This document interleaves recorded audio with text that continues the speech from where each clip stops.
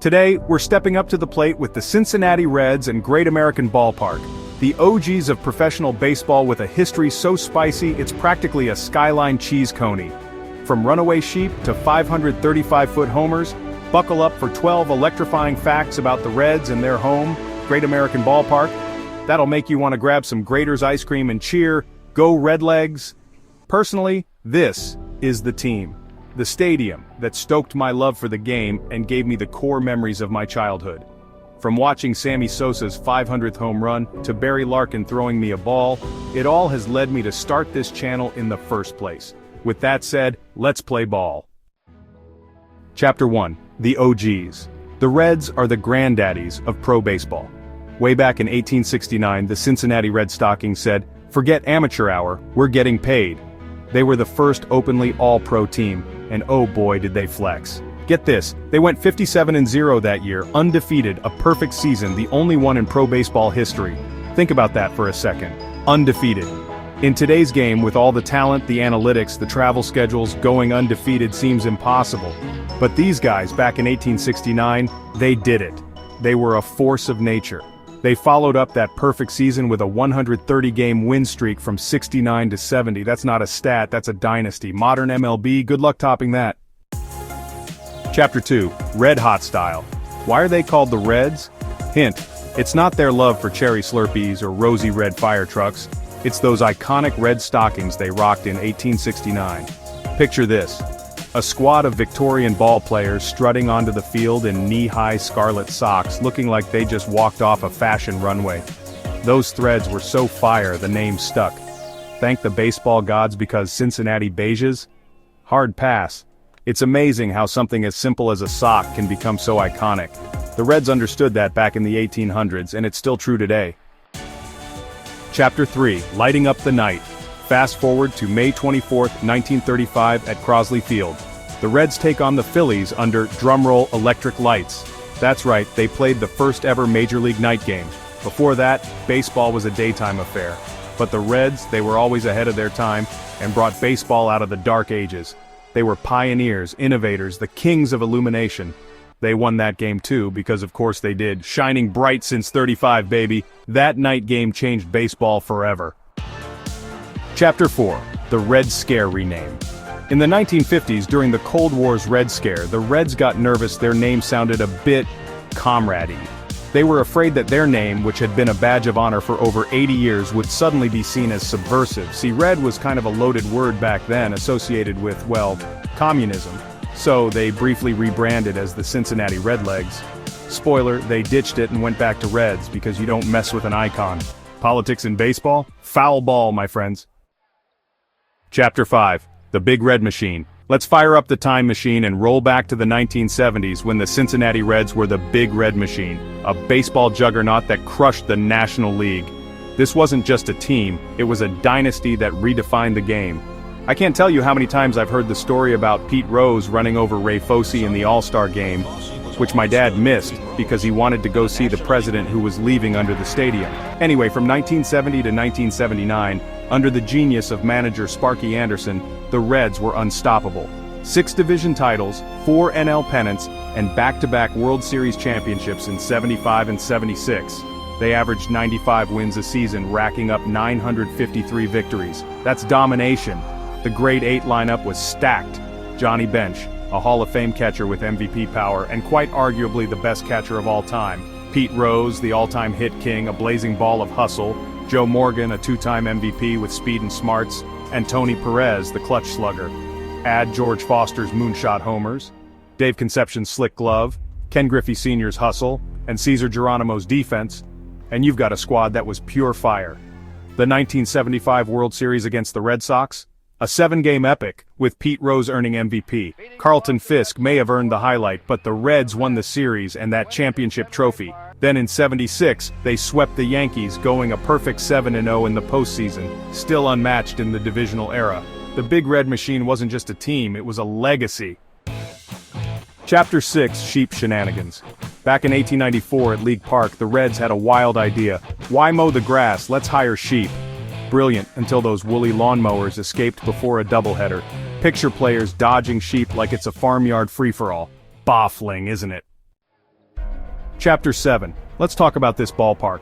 Great American is a place that has inspired me to even start this channel. From watching Ken Griffey Jr. glide in center field, #1 overall prospect Jay Bruce making his electric debut, or seeing Brandon Phillips look like a real-life wizard on the diamond, I've always felt this place is one of the most underrated in all of baseball. The closeness, the ode to a rich history, and the excitement the stadium brings. It's all a recipe for a baseball cathedral. Great American Ballpark is a true love letter to Cincinnati's history and baseball legacy.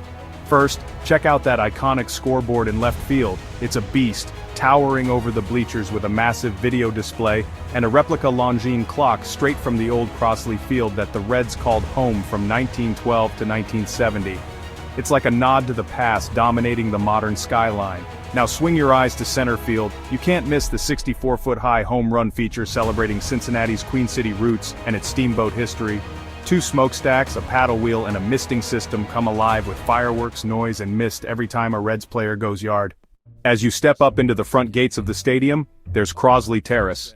Statues depict Reds legends Ted Kluszewski, Ernie Lombardi, Joe Nuxhall, and Frank Robinson, while a bronze likeness of Johnny Bench stands outside the Reds Hall of Fame and Museum. A Joe Morgan statue was unveiled out front in 2013 to honor the Hall of Fame second baseman, and was accompanied by a statue of his Big Red Machine teammate and fellow Hall of Famer Tony Perez in 2015. Pete Rose joined his teammates with a statue of his own, rounding out the Big Four statues from the Big Red Machine series. Cincinnati's famous for its mosaics like those at Union Terminal, and Great American Ballpark delivers. As you enter the gates from Crossley Terrace, you'll see 2 stunning mosaics honor the 1869 First Nine, the world's first pro baseball team, and the 1970s Big Red Machine, who crushed it with 2 World Series titles. Chapter 8. There's so many great players that have put on a Reds uniform. Pete Rose with 4,256 hits, the all-time MLB leader in hits. Johnny Vander Meer, the only pitcher with back-to-back no-hitters. Johnny Bench and his 10 gold gloves. 10-time All-Star Joe Morgan, the first ever 30-30 shortstop in Barry Larkin, MVP and Canadian sensation Joey Votto, just to name a few. But it's impossible to talk about the Reds legends and not mention one of the most influential Reds, Joe Nuxhall. He was, and is, the youngest player ever to grace a field at the young age of 15. Think about that for a second, 15 years old. Most kids that age are worried about their algebra homework, not facing down major league hitters. Nuxie, the old left-hander, spent over 50 years with the organization between being a player and a broadcaster. As a broadcaster, he was a self-proclaimed homer that you could hear cheering in the background of the broadcast. He brought a hanging on to every word of Grandpa's story vibes in the best way possible. His sign-off, "This is the old left-hander rounding third and heading for home," is iconic. So much so you can see his famous saying outside the ballpark as you are riding on the highway. Chapter 9. In 2015, Great American Ballpark became the first MLB stadium with nursing suites. Finally, someone was looking out for the moms. It's tough enough being a parent, let alone trying to enjoy a baseball game with a hungry baby. We're talking cozy glider chairs, diaper stations, and TVs so moms can cheer on the Reds while handling mom duties. It's like the stadium said, "Moms, you're the real home run hitters." Chapter 10. All about the kids.